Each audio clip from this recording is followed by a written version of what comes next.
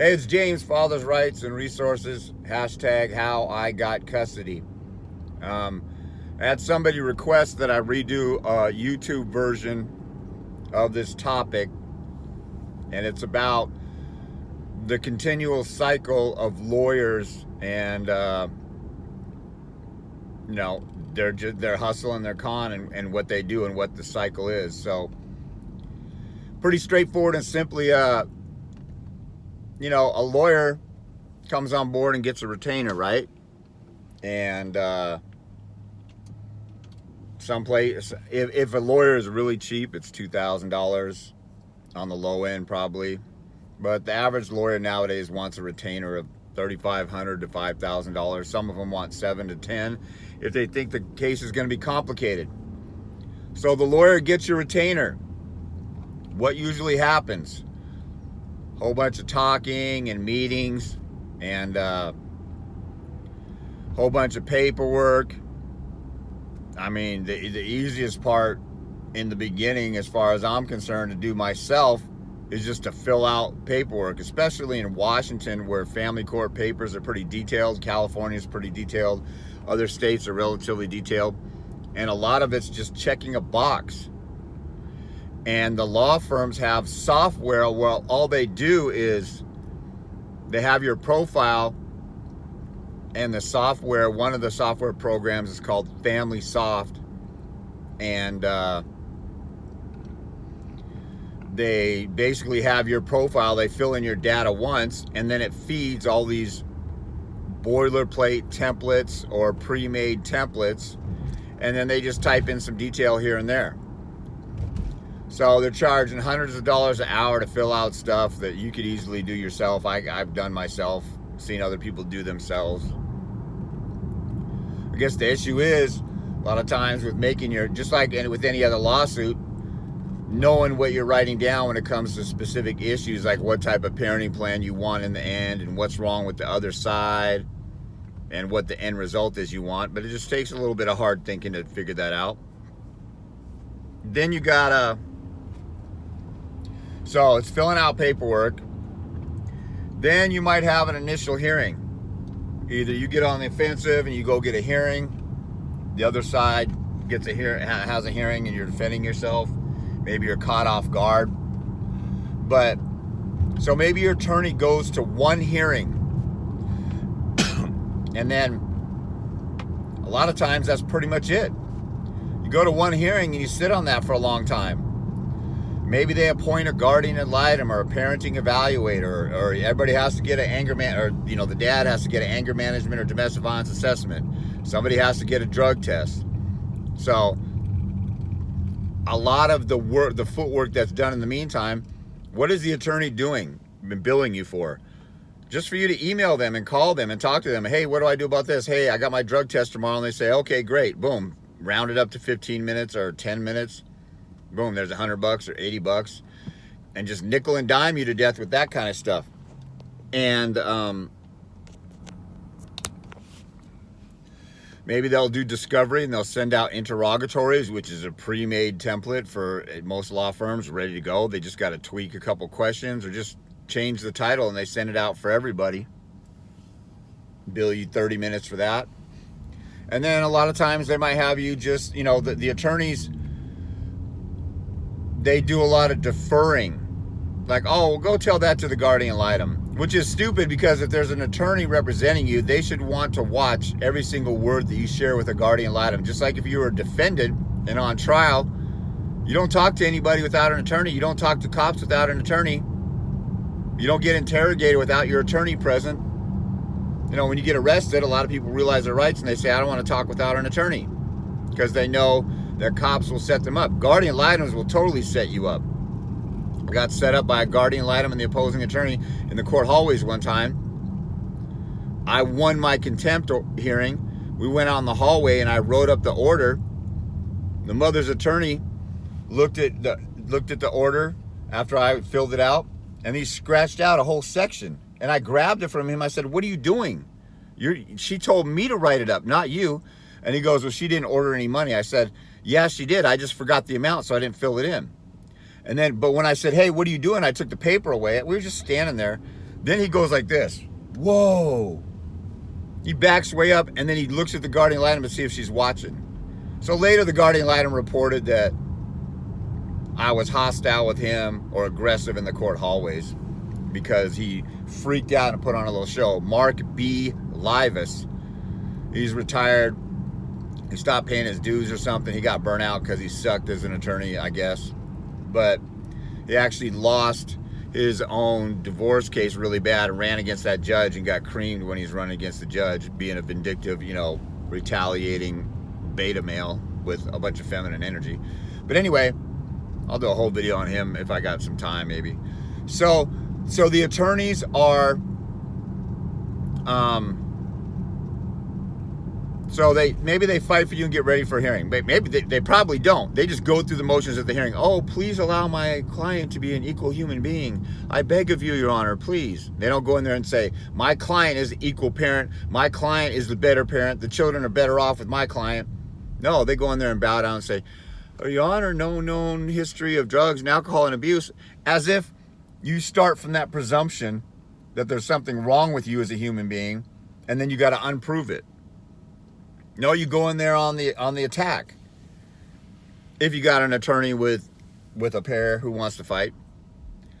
So maybe they go in there, but most likely they just go through the motions and halfway do it. And most of you have had your first court hearing, or everybody that I talked to, they're like, I could have spoke better than my attorney did, or I was thinking, why don't you speak up? Or I was trying to lean to my attorney, say this, you forgot this, you forgot that.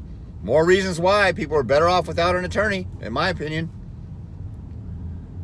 I mean, I got full custody. I won several hearings, kicked attorney butt, a 17-year experienced attorney, a 50-year experienced attorney. Worked with countless mothers and fathers who did their own trials for 2, 3, 4 days. Had the judges and bailiffs saying, man, did you go to law school? Where did you learn all that? But you pay an attorney after that first hearing, that $3,000 or $5,000 might be burned up. You spend a couple times consulting with them, prepping with them. You consult with the paralegal, and that's, they make you think that that's a steal because the attorney's $300 an hour and the paralegal's only $150, but the paralegal makes $25, $30 an hour. So if it's $150, that's $120. So the law firm gets $120 an hour, and they got their costs. Maybe, who knows? Maybe there's $100 left. And then since it's on that attorney's team, the attorney's still getting his big fat salary. So, I mean, no attorney should be making more money than an electrician or a plumber or a doctor. And, what do those guys make? 30, 40, really good ones, $50 an hour. No attorney should be making more than $80 an hour. I mean, in family law, it's the bottom of the barrel of legal stuff. All those hundreds of dollars an hour are for their suits, their big fancy law firm buildings, that overhead. All they're doing most of the time is checking off boxes in some pre-made boilerplate template. Think about it. What are they really doing? And then they're going to a hearing and saying, oh, I don't want to aggressively fight zealously for you like I took an oath to do because I got to cater to this corrupt system and bow down to it. Just like if I was your lawyer in Nazi Germany and you were a Jew, or I was your lawyer in Mississippi in the 50s in the South, I have to worry that they're going to kill me if I act like, and these lawyers who said that they're paranoid, like don't blaspheme the mom, don't attack her, don't look aggressive. For what? You know what everybody does, especially dads? They go in, they try not to look aggressive, and they lose. While the aggressive other side is attacking them and lying about them, and you're saying, oh, she's nice and wonderful. You just gave her credibility, and now she's attacking you. So you just admitted, basically, you're the bad guy because you don't have anything bad to say about her, and she's lying. She's manipulating the kids. She's abusing them. She's taking them away from you. She's intentionally inflicting emotional distress on you. She's committing a crime of perjury. She's abusing the system. She's committing a fraud upon the court, which is its own separate crime. And you're in there wanting to be nice to them. So what was the point of that attorney billing you for like $1,500 for being in court that day and sitting and waiting around? I know this one attorney, J. Michael Gallagher, and in the Seattle area. He wears a bow tie. He used to have these B-rate commercials that come on late at night, like Vern Fonk commercials. If you're in the Seattle area, you heard of cheesy Vern Fonk insurance commercials. J. Michael Gallagher would be at a courthouse and on the phone with a different client, so he's billing 2 clients at $3.95 an hour for just standing there talking on the phone while he's waiting for a court hearing. J. Michael Gallagher once told a black female attorney when she was standing next to another black female attorney, "Well, I'd love to be the cream in that Oreo cookie." He would go to court with alcohol in his breath and porn on his phone, laughing with his client about, which one do you think is hotter in this picture? While this guy's waiting to decide the life and fate of his kid. He would sexually harass opposing parties during mediation. Like he'd leave the mediation room and go into the mother's or the ex-wife's room and start flirting with her. He would hire a low number of employees so that he wouldn't qualify for a federal lawsuit for sexual harassment. You have to have a certain amount of employees for that. So he sexually harassed every woman around him. I guess his wife is cool with it because she, lives in one of his nice houses and he has all his side chicks and the other ones or whatever. But J. Michael Gallagher used to double up on his billing. He's on the phone, he's at the courthouse, so he's billing 2 different things. So,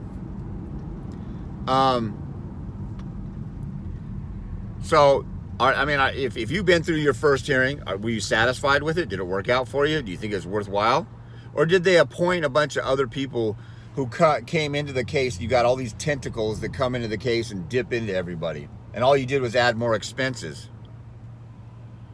The court doesn't have to hire or appoint a guardian ad litem. They don't have to appoint this and that person. They don't have to order an evaluation for this and that. And let me say this about evaluations. They're backwards because they'll order, like, you can't see your kid until you get evaluated for a mental health or anger management or a domestic violence problem. Think about that. They're saying you can't have access to your kids like you did before because you've been accused of something, and we're going to go investigate to see if you actually are like that. So no proof that you actually did anything. We're going to investigate to see if you have a problem. While we're investigating, we're going to reduce your time as if you have a problem, and then we're going to go look and see if you have a problem. That doesn't make any sense. That's like sentencing somebody. I know people go to jail pending a trial in criminal court, but that's like sentencing somebody in jail and say, okay, you get 6 months in jail, you get 12 years in prison. We haven't done the trial yet and proven the case, but just in case you did it, we're going to go ahead and sentence you. See how stupid that is? So you got all these people dipping into this case. Most of it's all BS. The whole thing is a business, so everybody can have their little whatever. If you go get a domestic violence assessment, do you think these guys are going to say, oh, no, he doesn't have a problem, and that guy doesn't have a problem, excuse me, and that guy doesn't have a problem? So now they don't have any business for follow-up or for treatment, because usually they refer people to themselves. Oh, you have an anger management problem, so you need 12 months of treatment at our facility. So everybody's dipping in. So now you're spending more, after you spent money on the attorney, now you're spending more money. And the attorney's passing stuff off to the paralegal or telling you go talk to the guardian ad litem, but then they'll charge you for that email or the emails where they went back and forth with you. You missed them, they missed you, they're following up, nickeling and diming you to death. Then they might send out discovery. Then you need a consultation because you don't know how to prep for the guardian ad litem or something. Also, what's crazy is meanwhile, you are going out and about and around doing a lot of the dirty work. Like you're scrounging, you're writing your own declaration and the paralegal just tweaks it. You go to your girlfriend or to your an ex or to a brother, sister, uncle and say, hey, we need to fill out this declaration. Here's how you do it. The attorney tells you one time, bills you $85 for talking to you about filling out a declaration. Then you go and do all the dirty work. And so it ends up half the time you're doing half the work on your case while paying them a whole bunch of money that should be good enough money for them to do everything for you. It's another reason why I don't think it's worth having an attorney. Nobody knows your case better than you do. Why don't you just tell your own story? It's not like the court system is all super technical about laws and case law and things like that. When you go to court, the judges, they just like, okay, tell me the facts of your case. Give me some text messages and emails. Unless you have a learning disability, who can't do that? Everybody's totally social media inclined and attaching pictures to an email and things like that. So it's not really that big of a deal. But your attorney's doing all this stuff, and then the guardian litem does their investigation. They got to read the guardian litem report, which is bullcrap and a waste of time. They bill you for that. Then you got to go to mediation, which is, I have a whole video on mediation, why it's a scam. Somebody's coming in there to sit down and watch, look at her, then look at him, and watch you guys talk back and forth or go between separate rooms for mediation. And they're not supposed to guide you or give you advice. So what's the purpose of someone idly sitting there watching you guys negotiate? You know, an attorney can write an email to the other attorney or give them a call and say, hey, what do you think about settling this case? Well, my client doesn't want to do this. Well, my client doesn't want to do that. Well, where can we meet halfway? Okay, I'll go back to my client and tell him. Attorney comes back to you and tells you, 5-minute phone call, this is what do you think about, you know, giving up, you know, a couple weeks during the summer, or splitting Christmas, even though you wanted to go back and forth full 2 weeks or whatever. And then you say, yeah, that's fine, or no. Then they email the attorney or call the attorney, and that's it. But instead, you go to a mediator that you got to pay a $400 minimum fee for, and at the end of the day, it's $1,000, so it's $500 a piece. And if your attorney goes to sit there and watch you talk back and forth with the mother for hours, then you owe the attorney $1,000 or something like that. Now, if it's me, if I go to mediation and I'm representing myself and the mother's got an attorney, I'll sit there and just drag it out. Like, I might know I'm not settling on anything less than 50-50. So she says, okay, how about 90-10? No, I need a little more time. Go back and forth with me. What about this? No, hey, what about that? Tweak this part. Oh, I don't like the wording in this. And then I'm there 8 hours and I'll say, you know what? I'm not settling for anything less than 50-50 when I'm ready to go. And she says, well, screw you. Say, okay, one more chance. Okay, bye. Or, you know, if I got an attorney, or if I just don't feel like being there, the first 5 minutes, I'm not settling on anything less than 50-50. No. One more chance. No. Okay, bye. And I'm out of there. People can negotiate and settle a court case anytime. They don't have to do it at a mediator's office. If you're thinking and using your brain and think hard about this, you'll have already realized what a waste a mediator is. And why can't the attorney just send something to the other attorney and them negotiate? Are the attorneys so incapable and so incompetent that they can't work with each other and negotiate a deal? Are they not smart enough? Why would a mediator have to be there? And oftentimes there's mediators who aren't even lawyers. Why would the attorneys need a mediator to negotiate a settlement? It's a scam. They're basically saying we're incapable of negotiating and settling this case. We need a third party, even if they're not a lawyer like us. They're incriminating themselves. How stupid is that? But you go to mediation, and I never ever go to arbitration because that's a final decision. It's almost impossible to appeal. In King County, the greater Seattle area of Washington, the judges don't even know the rules on how to appeal an arbitration ruling to the court. If you don't know, arbitration is a lawyer sits there and acts like a judge at their law office. You have a little mini trial, present evidence, maybe question each other, and the arbitrator makes a ruling like a judge. And that's pretty much it, because I've seen people try and undo an arbitration and they can't do it because they can't even figure out the court rules to get into court the right way to do it.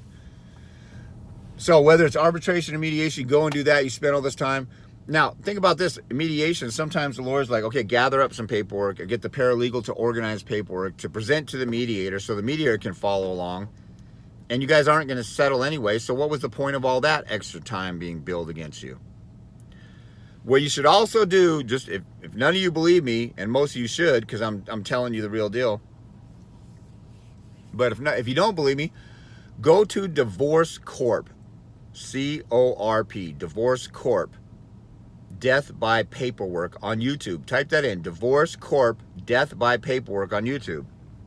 Divorce Corp is the best documentary on the corruption of the family court system that's ever been made.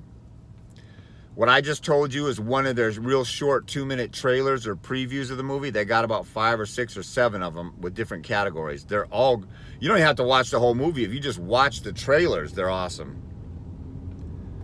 But that Death by Paperwork talks about what I'm talking about. The attorneys just crank out paperwork. And there's attorneys on there who admit that's what we do. We just crank out paperwork and fill out paperwork and blah, blah, blah, blah, blah, blah, blah. $200, $300, $400 an hour just to fill out paperwork. So they got a computer, paper, and ink, and they can make hundreds of dollars an hour just filling out stuff that you could easily fill out yourself for the most part. Think about, like in Washington, there's a confidential information form. It has your name, address, birthday, all your bio that you fill out for a job application. Why do you need to pay an attorney $300 an hour, paralegal $150 an hour to fill that out? You fill out your information for a form for the attorney, then they turn around and extract that information and put it in your file, and then they fill out that form and then they bill you for that. How asinine is that? You know what these attorneys should do? Is say, here, fill out these forms as much as possible and save some time so we don't bill you. That's what the attorney should do, but they're trying to extract and milk this thing for all they can. So now we're at a place of mediation. You don't settle at mediation. A lot of attorneys will tell you, you better settle on this, you better take the deal, and then you sign it under duress, even though you know you don't want it, and you just want the case to get over with. Your attorney says, well, the only other option is we go to trial in a month, and I need $10,000, $15,000, $20,000. Well, guess what? People have put on their own trials by themselves just fine. And people who don't have any visitation with their kids, supervised visitation, only every other weekend. If you're going to go to trial and you just show up and sit there and answer questions for $20,000 cheaper than if you had an attorney, you have nowhere to go but up. If you got practically nothing, why do you need an attorney to go in there and fight super hard for you to maintain that nothingness or maybe lose or put on the poor performance that they've done all along so far in your case? So you get close to trial, and 95% of court cases settle out of court and don't even go to trial. It might be even higher for family court. So think about it. Your attorney probably never planned on going to trial in the first place. They sold you on, yeah, I'll get you 50-50 or 60-40. You have a great case. Well, I'll get you custody. I've heard attorneys promise that, and clients tell me they fired their attorney halfway through the case, got another attorney, and they said the same thing. And like, you better settle this. I haven't had an attorney for a short period of time when I was afraid to go to trial. The second time I had a court case. First time I got custody, second time the mother objected to me relocating. I did most of the stuff myself, then I freaked out about trial. I hired an attorney, but he let me do all the paperwork. And a judge complimented him on the paperwork one time, and he said, no, my client wrote that. And the judge goes, maybe he should go to law school. And I have that transcript. I could show people. But that lawyer at some point, we were in court for 1.5 years on the relocation case, and he was getting burnt out. He's like, you know what, maybe you should just settle with her and see what she wants. And I was like, no, I want to fight this. I want this to go away. And then so there was something that was wrong that I took to the Court of Appeals in the middle of the case, and I did discretionary review, and I got discretionary review granted. And then the other side dropped their case because the Court of Appeals was going to smash them and make them look stupid. So the attorneys don't want to go to trial. Think about it. If you could have this pattern of milking somebody for $5,000 and then you settle around the time mediation comes around, I need another $5,000 to prepare for mediation and all this other stuff, and you barely lift a finger and all you do is talk to your client and have a paralegal talk and you yak and talk and don't do anything, and the guardian litem comes out with a report that's bad against you, and then your attorney says the guardian litem report is bad, you're probably going to lose if we go to trial. The attorney already sucked at the first hearing because they said, oh, I don't want to fight that hard, or let's not fight that hard, or whatever.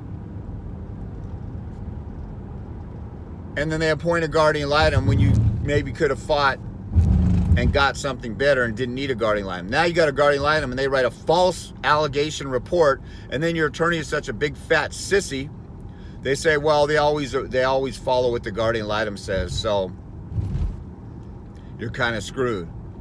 So they just set you up for a loss, but they also are pushing for you to settle the case because they already milked you for $10,000. The mediation's over with, and the only thing left is trial. And an attorney doesn't want to get ready for trial because that's like a life's worth of work and studying that they have to put into the trial to get ready for trial and put on a good show. If you have a trial that's 2 or 3 days long, the attorney's got to memorize your case. He's already juggling 20, 30 other clients. They don't want to go to trial most of the time. Now, there's a couple of vicious, nasty, relentless attorneys who do like to go to trial with their team of paralegals and stuff, especially if they get $10, $15, $20, $20,000, $30,000 from you. But I've seen some people go to trial and just sit there and not have an attorney, and they didn't even question the other side when they took the stand. They took the stand themselves. Usually as mothers, they just get up there, sit there and take the stand. And the dad's attorney is such a sissy, he doesn't cross-examine her very hard. And, you know, the mother just sits there and answers questions, and then she ends up winning. She didn't even have an attorney. You paid $20,000 to lose to her. You know, I've seen guys represent themselves, and they didn't know what they were doing, and they did just as good as if they would have had an attorney who was selling them out. But I've had other guys go to trial and get custody or get 50-50 or get a better deal and not have to pay attorney fees because they got ready for trial the right way. You know, with a few appointments with me, did their due diligence and studied and stuff, saved themselves $10,000, $15,000, $20,000 and did just as good or better than with an attorney. But my main point is that attorneys don't want to go to trial, and the statistics speak to that. 95% of court cases settle out of court. That's the same thing for criminal court. They cop a plea. You know, if you see a lawsuit, a famous lawsuit, you know, when Microsoft, the antitrust lawsuit against Bill Gates, I think they settled out of court. They knew they were going to get screwed or lose and look really bad. Then Bill Gates created the Melinda Gates Foundation to clean up his reputation, and now he's everybody's lord and master of vaccines, protecting us from the sun. He's buying up all the farmland, and his little empire at Microsoft wasn't big enough for him. But absolute power corrupts absolutely, unless you got a righteous person with money and power, which is kind of rare. But the thing is, they don't want to go to trial, so they'll talk you into it. So everything is set up to sabotage your case while milking you at the same time. So the point I was going to make earlier, sorry I digressed from it, but if you could make $10,000 or $20,000 in 9 months' time by doing light, easy, no effort work, or you can make that amount of money and zealously fight for somebody and study and memorize stuff and stay up at night and bleed, sweat, and, you know, go through blood, sweat, and tears and consult with your client.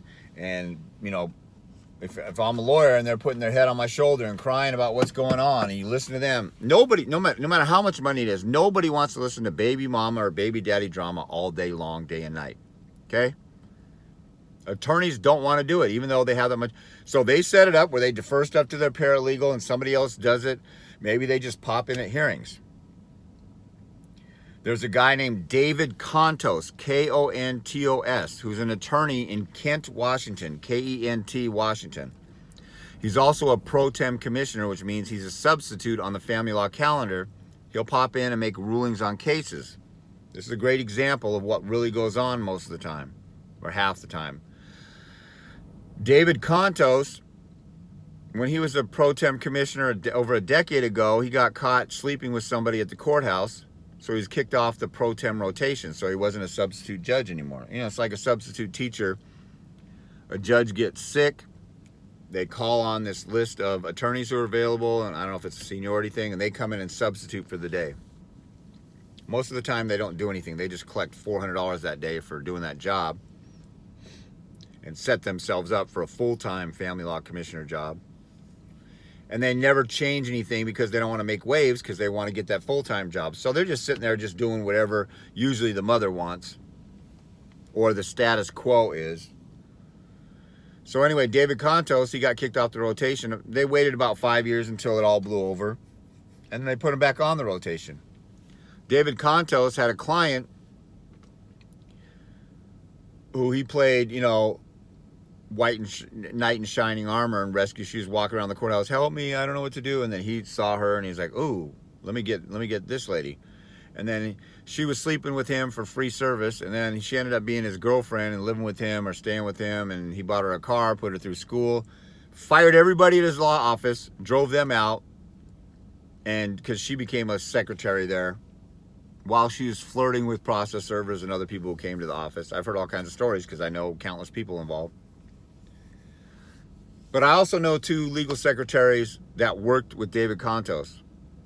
They later told me this is what he would do. He would come to the office and ask the paralegals, okay, what am I doing today? No studying, no prep, no nothing. They would tell him at the last minute before he had to go to court what he was doing and briefed him on the case. He didn't read the paperwork himself. So one of his secretaries said, hey, what do you think about this brief or this motion or some kind of document? She told me this directly, okay? She gave him a document. She came back 30 minutes later and said, what do you think of the document? He said, oh, it's perfect. She goes, you liar. I was testing you. There's at least 5 mistakes on there. I was testing you to see if you actually read it. You don't even read this stuff. And then so he just kind of laughed it off. Ha ha ha. So I think she quit soon after that. Both these secretaries quit because his new girlfriend, or the whole staff pretty much quit because his new girlfriend, which was a client he was sleeping with, free sex, free service. You know, he's a goofy looking, you know, to catch a predator, pedophile lookalike type of face, or desperate looking guy, like he couldn't get a woman with his personality or his looks. So that's what a lot of these guys do. And there's plenty of that going on. So my point is, these guys, I got firsthand knowledge from credible sources that these guys don't read this stuff. And I know some of you wonder if your attorney ever reads this stuff. Now, there's plenty of attorneys who read to get prepped. I would say about half of them get prepped, and then they do the sellout thing when they go there. The other half, they kind of read it, or they forget it, or they get busy, and they realize that there's no accountability whatsoever with this stuff. So nobody's going to get in trouble. Nothing's going to happen to anybody if they don't do their job. Who's watching them? Who's supervising them? It's them, especially if it's a solo practitioner. And what are you going to do? File a bar complaint? You know what's going to happen with a bar complaint? Same thing that happens with 99.9999% of bar complaints. Nothing. Now, I got some bar complaints with some disciplinary action because I gave them a whole book and was relentless with it. But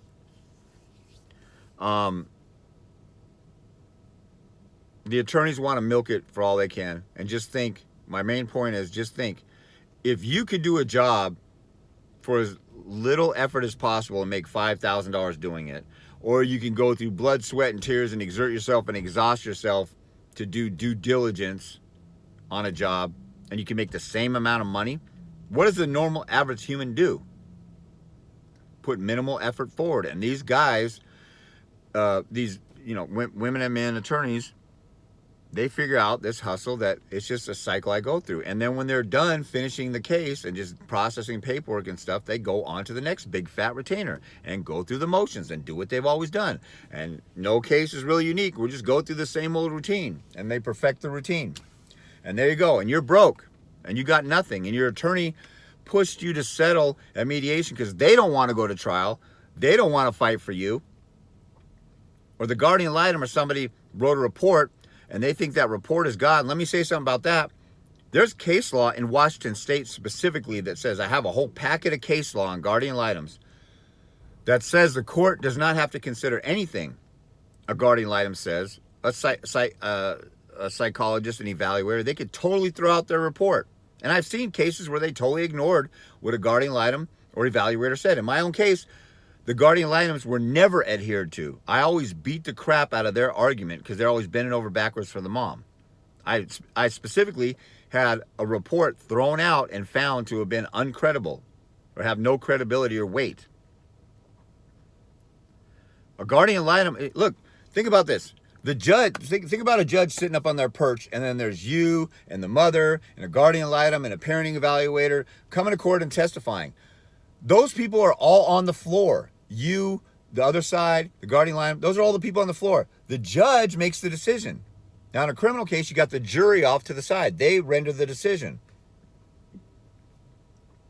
And in family court, there's no jury cases anymore. So that's probably one of the biggest problems in family court. I've always contended the problem is abuse of discretion by the judges, and the judges are the jury. So the judge gets up there. He makes the decision. He looks at the evidence and the witnesses and decides who's credible and what evidence he's going to consider, and then renders the decision. Does the guardian ad litem get on the stand and render a decision? No. Does the parenting evaluator get up there and do it? No. What are those people? They're just individual witnesses or investigators or eyes of the court to go and gather facts to present to the court. Your stupid, moronic, dumbed-down, airheaded piece of crap attorney thinks that the only evidence that can possibly be presented is the guardian ad litem's report. And all that is a human who interviewed you for 30 minutes, watched you with your kids for 15 minutes, and now they're judging your entire body of work or life as a parent with your kid and writing a report and regurgitating what everybody else does. This is how stupid a guardian ad litem is, because they're not presenting anything that really new that the court can't figure out on its own, or you presenting evidence yourself. The guardian ad litem is going out and regurgitating hearsay what everybody else said. Oh, the father says this, the mother says this. You guys could say that on your own in court. Why do we need it? Just like with the mediator, why do we need a third party to come in and repeat what we said or jump in the middle? The same thing can be accomplished without the guardian ad litem. You just have, they go and do all this fact finding and then they render an opinion, and the judge is such a lazy bum piece of crap, subhuman piece of garbage that they don't want, a guardian ad litem report? Well, I can get away with just whatever the guardian ad litem recommended. Make my 6-figure salary and just sit here and not do any work. But think about it. If you have a criminal case, like let's say you have murder. You have somebody checking the fingerprints. You have a blood analyst. I forgot what the term is. And you have a ballistics expert matching the bullets with the gun, and then you have the defendant, then you have the prosecutor, then you have witnesses at the scene of the crime, and witnesses checking the videotape to make sure it wasn't edited from the store the person was murdered at.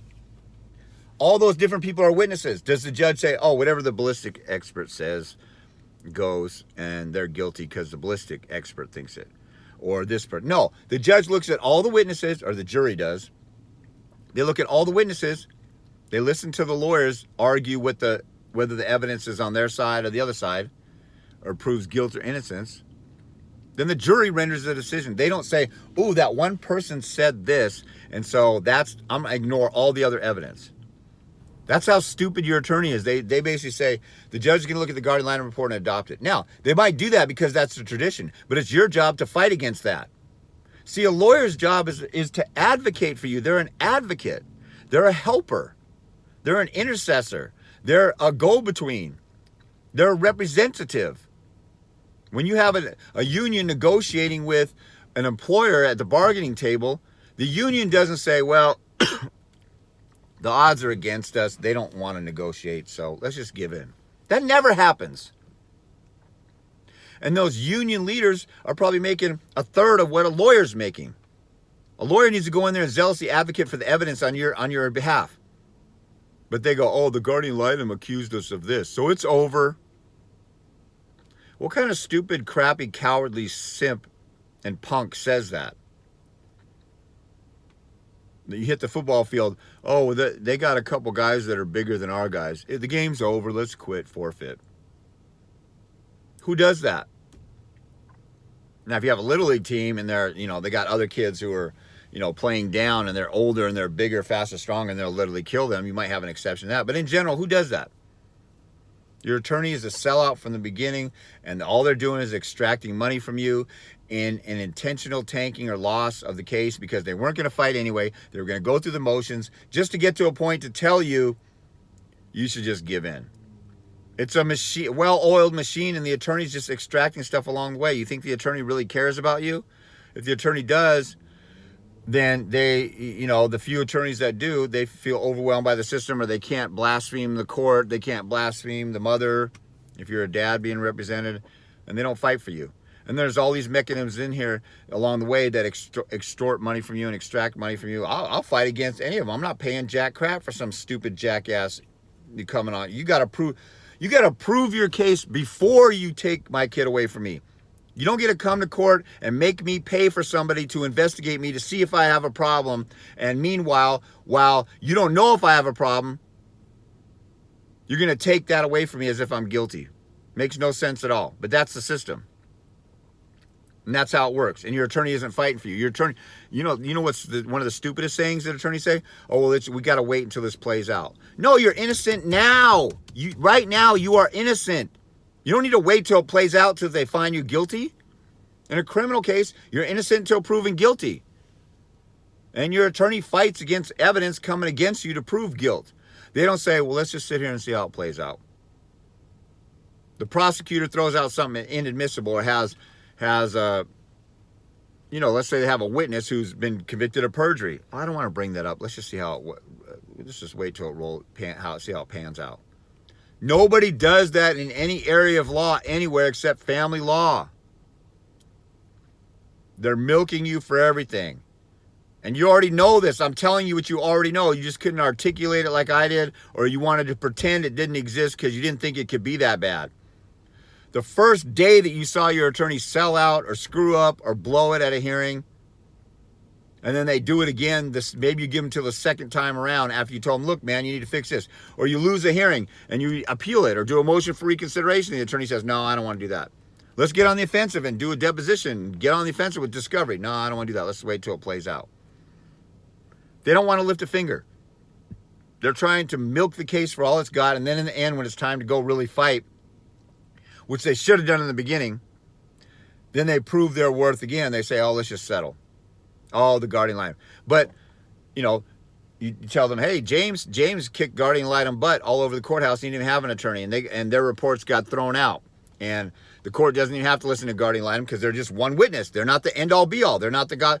If all it was a guardian litem, you know what they would do in these cases? They would appoint a guardian litem, and they just have a trial with the judge and the guardian litem. Why do you even have a trial with all your evidence and the mother's evidence and the parenting evaluator and your mother, brother, cousin, sister take the stand to testify if it's all about what the guardian litem says? Which one is it?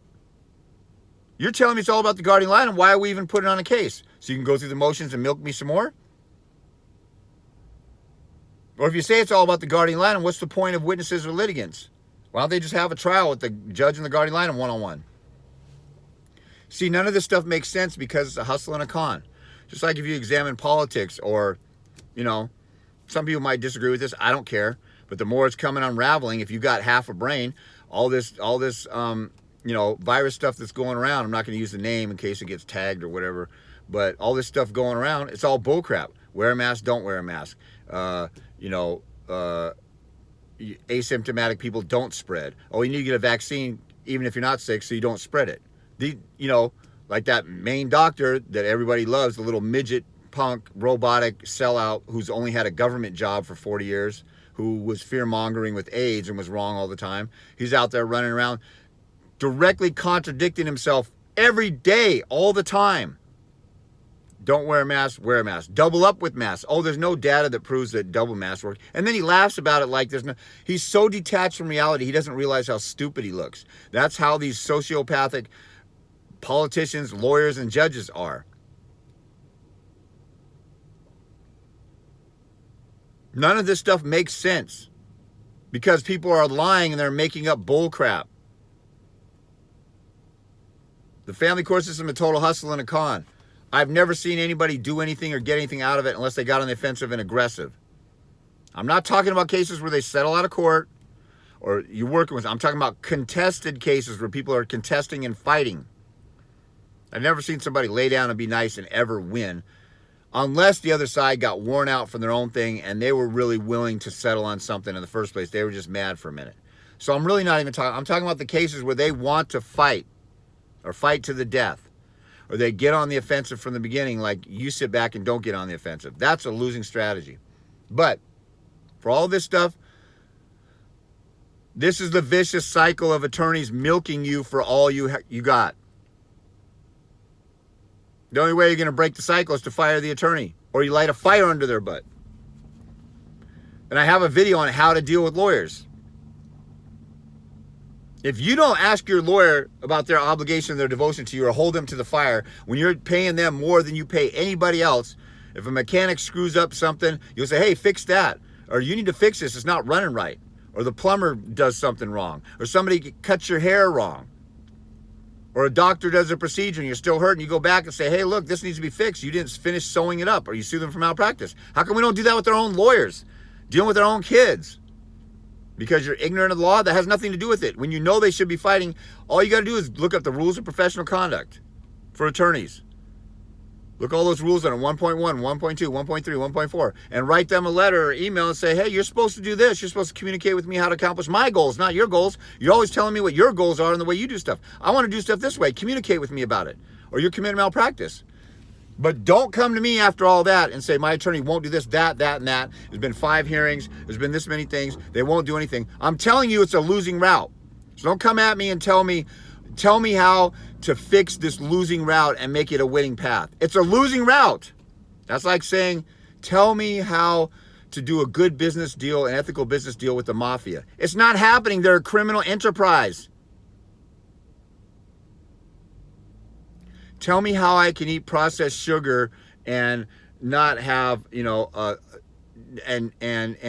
get rid of my diabetes. You can't. That's the feeder. Don't ask me to do. A lot of you people just want it to go away and wish it goes away because you want to hire an attorney. You want to be blind to it. The best way that I've ever seen for somebody to win in family court, I did it. Hundreds of fathers did it. Several mothers did it without a lawyer, is to represent yourself and do your own case and learn how to fight the right way. That's it. You want to roll the dice all the other ways and try 50 different times? Do you want to try 50 different times on convincing your kid or brother or cousin not to do drugs? Or do you want to finally do an intervention and get them into rehab?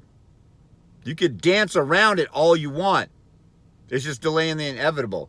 So when you're talking about lawyers and hanging on to lawyers and clinging on to lawyers and know the lawyer's doing you wrong, and then you hire another lawyer, and then you hire another lawyer, and you hire another lawyer. I know people have hired 3, 4, 5, 6. Don't you realize by the first lawyer who screwed you over that it's not working? When the second lawyer does the same thing, and you see what the system is, or you watch my videos? Wouldn't you rather learn how to fight for yourself the right way? Or are you too lazy and your kids aren't worth it? That's really what it comes down to. You'd rather pay an attorney to rescue your kids for you. If your kids were actually kidnapped by a total stranger, would you say, oh, I'm going to put up a reward for somebody that wants to take on finding my kid, and nobody jumps on it? And then are you going to say, well, I guess I can't do anything because nobody wants to do it for me? Or are you going to go get a flashlight and go hunting every square foot of the city that you're in for your kid, like Adam Walsh did when he lost his kid?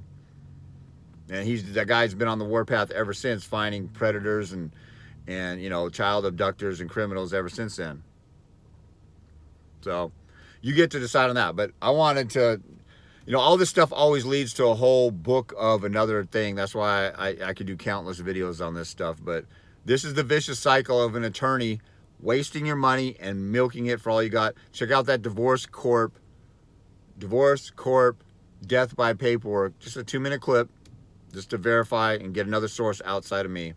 So I could tell countless stories and stuff. I've already went like 30 minutes longer than I planned on going. So the attorneys just want to milk you. And that's like 99% of them, literally. It's a hustle and it's a con. And the attorneys are hustlers and cons. And if you want to keep going with the hustler and the con, don't say, how do I work with this hustler and not get hustler anymore? You don't. You either cut them off or you live in denial. That's really what it is. You're living in denial, like an alcoholic or like a parent who's enabling a kid with drugs, or like someone with type 2 diabetes eating candy all day long. I don't know how else to put it. So anyway, that's how lawyers try and hustle you.